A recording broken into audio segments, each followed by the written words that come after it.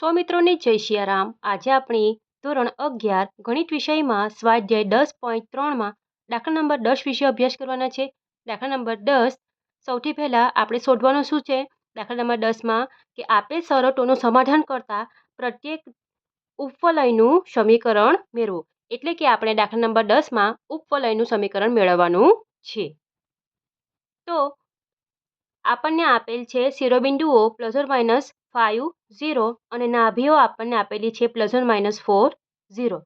તો સૌથી પહેલાં આપણે શિરોબિંદુ માટે શું સિમ્બોલ વપરાય છે? +-a0 અને નાભીઓ માટે શું વપરાય છે? +-c0। બરાબર। તો નાભીઓ પરથી આપણે કહી શકીએ છીએ, બરાબર, આ આપણો x યામ થાય અને આ આપણો y યામ થાય। એટલે કે નાભીઓના આધારે આપણે જણાવી શકીએ કે ઉપવલય જે છે એ x અક્ષ પર આવેલી છે। તો આપણે શરૂઆત કરીએ કે નાભીઓ ±4 0 એ x અક્ષ પર આવેલી છે। બરાબર। નાભીઓ x અક્ષ પર આવેલી હોવાથી ઉપવલયનો પ્રધાન અક્ષ પણ શું થશે? x અક્ષ થશે। ધેરફોર ઉપવલયનો પ્રધાન અક્ષ, બરાબર, પ્રધાન અક્ષ x અક્ષ થશે। નાભીઓના આધારે આપણે અક્ષ નક્કી કરી શકીએ છીએ, બરાબર। અને એના ઉપરથી આપણે ઉપવલયનું સમીકરણ પણ લખી શકીએ છીએ। તો લખીશું કે ઉપવલયનું સમીકરણ આપણે જાણીએ છીએ કે જ્યાં જે અક્ષ આવે ત્યાં જ તેની નીચે એનો વર્ગ આવે છે, બરાબર। એટલે ઉપવલયનું સમીકરણ શું થશે? x²/a² વત્તા y²/b² = 1।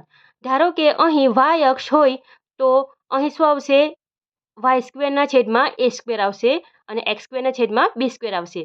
x અક્ષ હોય તો a² x નીચે આવે, આવું તમારે યાદ રાખવાનું છે। તો આપણને અહીં ઉપવલયનું સમીકરણ મળી ગયું છે, બરાબર। હવે આપણા પાસે એની કિંમત નથી, બીની કિંમત નથી, બરાબર। તો તે શોધવા માટે આપણે શિરોબિંદુનો ઉપયોગ કરીશું। તો શિરોબિંદુ લખીશું કે શિરોબિંદુઓ આપણને ખબર છે આપણે શું ઉપયોગ કરીએ છીએ? +-a, બરાબર।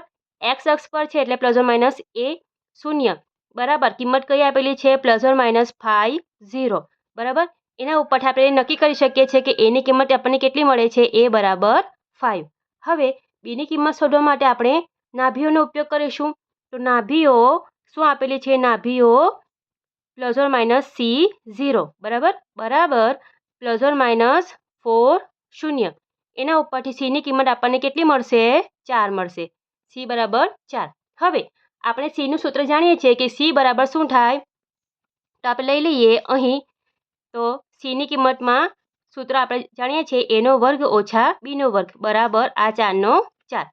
c બરાબર આપણે સૂત્ર મૂક્યું છે a² - b² વર્ગમૂળમાં। હવે વર્ગમૂળ દૂર કરતાં અહીંયા વર્ગ થશે તો શું થશે? a² - b² બરાબર 16। a² એટલે કે અહીં શું આવશે? 5 નો વર્ગ 25 - b² બરાબર 16। b² માઇનસમાં છે તો એને આપણે જમણી સાઈડ લઈ જઈશું તો પ્લસ થશે અને આ માઇનસ છે, સોરી, આ પ્લસ છે તો આ બાજુ માઇનસ થશે। એટલે કે 25 - 16 બરાબર b²। 25 માંથી 16ની બાદબાકી આવશે તમારી 9। અહીં આપણને b²ની જરૂર છે તો આપણે આટલું જ કરીશું। તો b² બરાબર શું મળે છે આપણને? 9। બસ, તો આટલું થઈ ગયું। ધેરફોર આપણે લખીશું કે માંગેલ ઉપવલયનું સમીકરણ આ લખી લઈશું, બરાબર। તો એના આધારે આપણે જ્યાં જ્યાં a² અને b² છે ત્યાં આપણે કિંમત મૂકીશું। તો અહીં એની કિંમત 5 છે તો એનો વર્ગ શું થાય? 5 × 5 = 25 + y², bનો વર્ગ આપણને કેટલા મળ્યા? bનો વર્ગ અહીં 9 મળે છે = 1, બરાબર। તો આ પ્રમાણે આપણો જે દાખલો છે 10 નંબરનો એ અહીં પૂર્ણ થાય છે। વિડીયો પસંદ આવ્યો હોય તો વિડીયોને જરૂરથી લાઇક કરજો। ચેનલ ઉપર નવા હોય તો ચેનલને જરૂરથી સબસ્ક્રાઈબ કરજો, બરાબર। અને તમારા મિત્રોને પણ તમે વિડીયો શેર કરી શકો છો અને વિડીયો કેવું લાગ્યું એ તમે કોમેન્ટ બોક્સમાં જણાવી શકો છો। તો મળીએ આપણે આગળના વિડીયોમાં। સૌને રાધે રાધે।